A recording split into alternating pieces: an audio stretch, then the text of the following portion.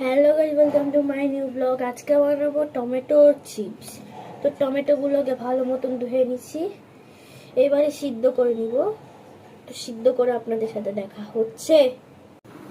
এখন সিদ্ধ হতে হতে আমি একটু দুষ্টুমি করে নিচ্ছি। দেখেন কি অবস্থা।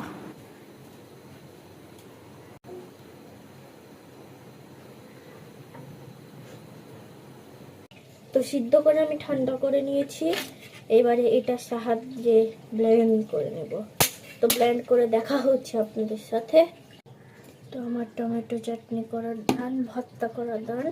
আপনারা চাইলে কিন্তু এটা দিয়ে না করতে পারেন, ব্লেন্ডার ব্যবহার করতে পারেন, এটা আরও বেশি মজা হবে।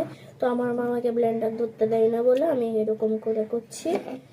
তো এখন আমি দিয়ে দিব ও লবণ।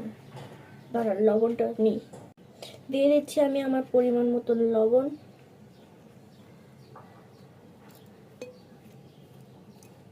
শেষ। এবারে দিয়ে দিব মরিচের গুঁড়ো।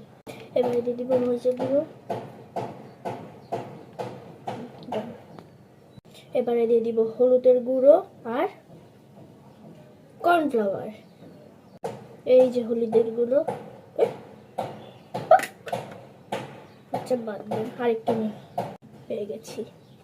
তো এটা আমি দিয়ে দিব 1 চামচের মতন। ডান। এবার দিয়ে দিব কর্নফ্লাওয়ার। না, হ্যাঁ ঠিক আছে, কর্নফ্লাওয়ার। এই যে কর্নফ্লাওয়ার, এটা আমি দিয়ে দিচ্ছি 4 চামচ। তো ডান। এবারে লাস্ট হচ্ছে ময়দাটা আমার পাশে রাখা আছে, সবগুলো নিতে ভুলে গেছিলাম। তো নিয়ে নিচ্ছি ময়দা, এটা এখন দিয়ে দিব। তো ময়দা একটু বেশি করে দিব, কারণ পরোটার মতন করব।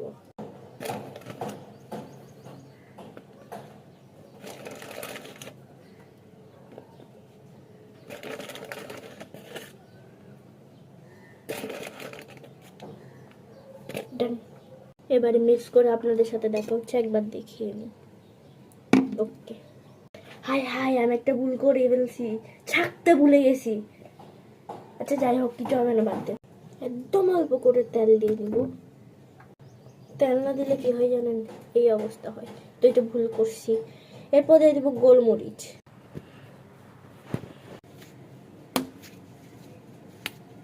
এখন ভাজি শেপ দিয়ে, ছোট ছোট শেপ দিয়ে ভাজি করে নেব। ভেজে নিব এগুলো।